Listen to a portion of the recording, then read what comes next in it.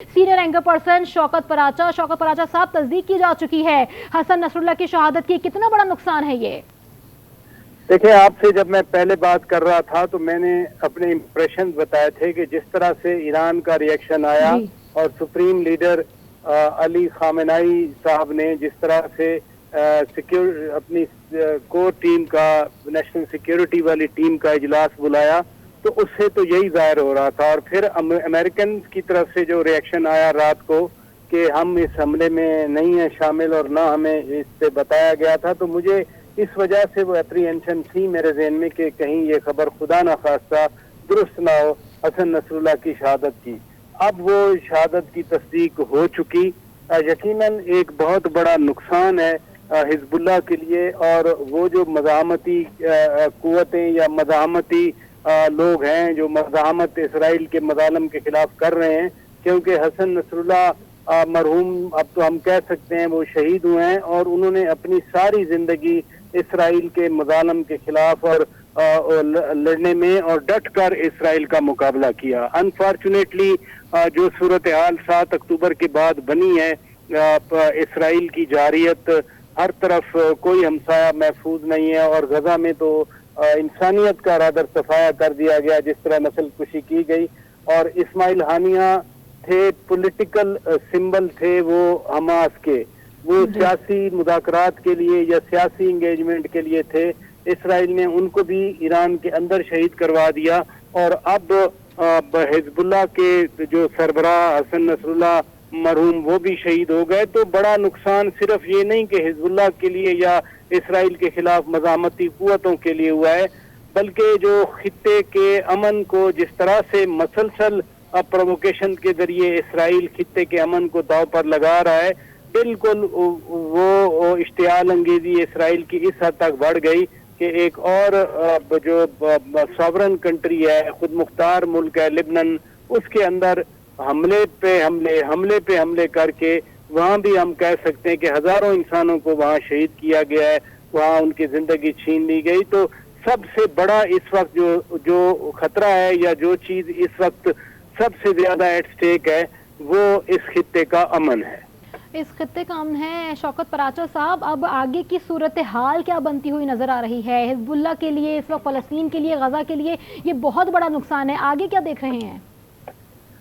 देखिए, मैं तो एस्केलेशन की बात कर रहा हूँ, मैं लड़ाई के हवाले से बात कर रहा हूँ कि ये जो जंग बंदी की कोशिशें हो रही थी जो मसलसल नाकाम रही थी, तो ये जो वाकया हुआ हसन नसरुल्लाह की शहादत का, वो जंग बंदी की कोशिशों के लिए कोई अच्छा शगुन या तकवीयत का कोई ऐसी डेवलपमेंट नहीं हुई, बल्कि उन जंग बंदी की कोशिशों को शदीद नुकसान पहुंचेगा। और ईरान का जो सब्र का पैमाना है वो मसलसल लबरेज होता जा रहा है। इसलिए मैं कह रहा हूँ कि इस खित्ते का, मिडल ईस्ट के खित्ते का, मशरक़ वस्ता के अमन को शदीद खतरात लाहक हो चुके।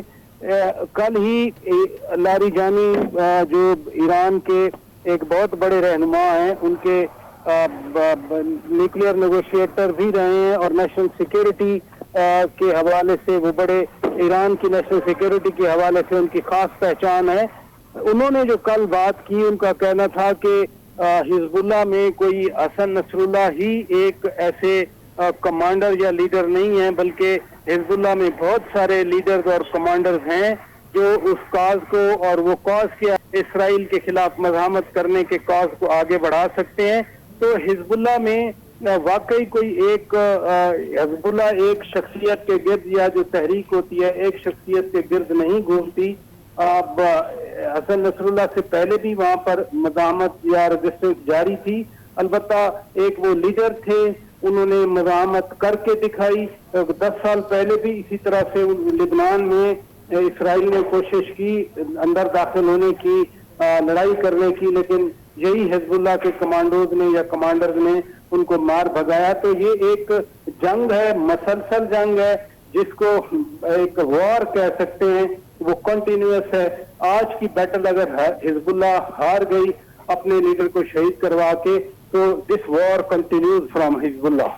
ٹھیک ہے شوکت پراجا صاحب، اب آگے کیا دیکھ رہے ہیں؟ اسرائیل کو روکنے کی کوششیں کی جا رہی ہیں لیکن ہر کوشش ہی ناکام ہو رہی ہے، اس سے بات کی جاتی ہے لیکن وہ اگلی بار زیادہ طاقتور ہو کر حملہ کرتا ہے۔ اب خطے میں یہ جو جنگ ہے وہ کس طرح پھیلتی ہوئی نظر آ رہی ہے آپ کو؟ دیکھیں، پہلی بات تو یہ ہے کہ جو کوششیں ہیں اگر نیک نیتی سے بڑی پاور کوششیں کرتی تو یہ جنگ رک سکتی تھی، جی لیکن نیتن یاہو کے سر پہ ایک جنگی جنون سوار ہے۔ وہ نیتن یاہو ٹرم یوز کر رہے ٹوٹل وکٹری، جی کہ جہاں بھی اس کا کوئی مخالف ہے، کوئی دشمن ہے، کہ اس کو مکمل طور پر ختم کر دیا جائے۔ یہ ہو نہیں سکتا، کیونکہ جتنا آپ ظلم کریں گے اس سے ڈبل ری ایکشن آئے گا، اور ڈبل ری ایکشن میں اور حسن نصر اللہ پیدا ہو جائیں گے۔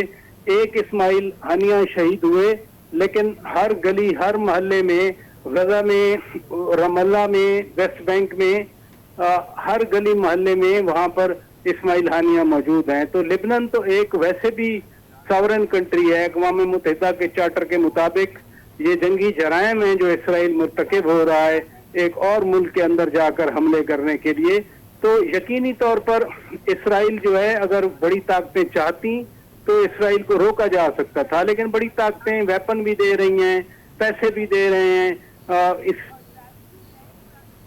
ٹھیک ہے شوکت پراچا صاحب، اب ہم اس پہ بات کرتے ہیں کہ حزب اللہ نے حسن نصر اللہ کی شہادت کی تصدیق کر دی ہے۔ کل سے ہی وہاں پہ حملے جاری تھے، اور گزشتہ کچھ مہینوں سے اگر ہم بات کرتے ہیں یوکرین کی، ہمارے پاس غزہ کی صورتحال موجود ہے، اب لبنان میں حسن نصر اللہ کی شہادت کی تصدیق۔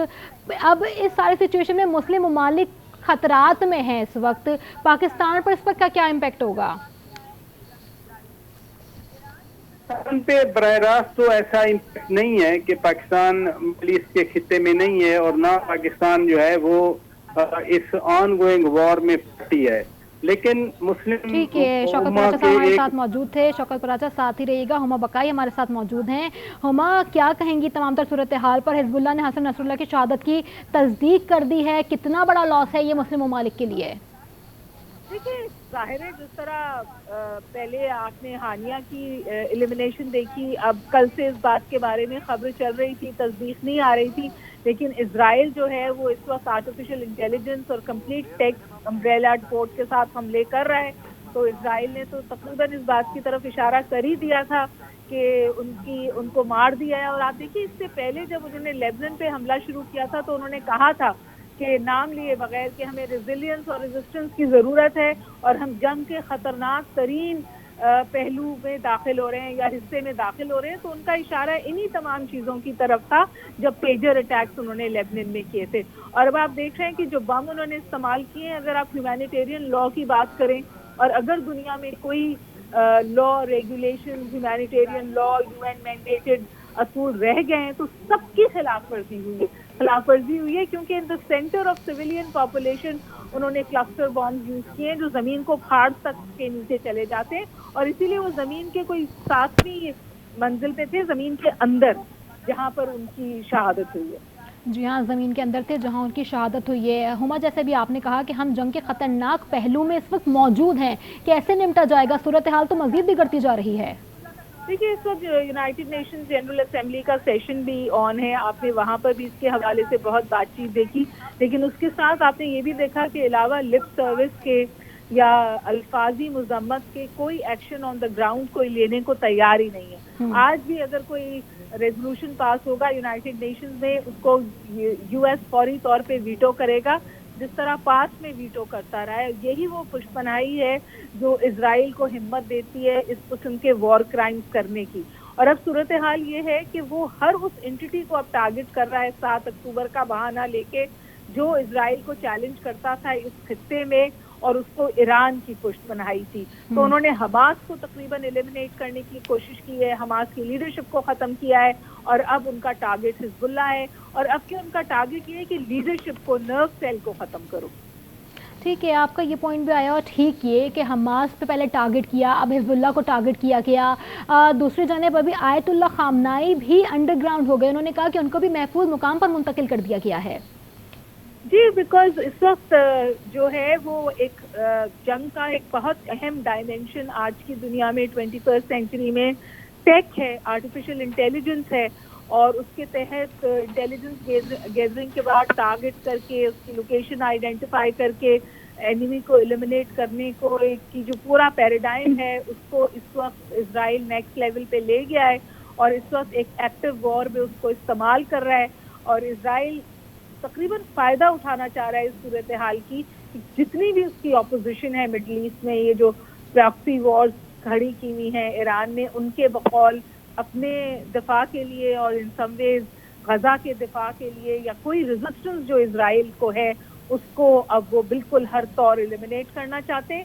اور اگر اسرائیل کو اسی طرح اور امریکہ کی پشت پناہی حاصل رہی یا یہ جنگ ایکسپینڈ ہوئی اور اسرائیل پہ حملے بڑھ گئے, جو کہ ابھی حزب اللہ نے کہا ہے کہ ہم میزائل اٹیک جاری رکھیں گے, عراق سے بھی اٹیک ہوئے ہیں, تو پھر ہو سکتا ہے کہ جنگ میں ڈائریکٹ انوالومنٹ ہو جائے بڑی پاورز کی, جو میرا خیال ہے کہ ٹرننگ پوائنٹ ہوگا اس ریجنل کانفلکٹ کو گلوبل کانفلکٹ بنانے میں.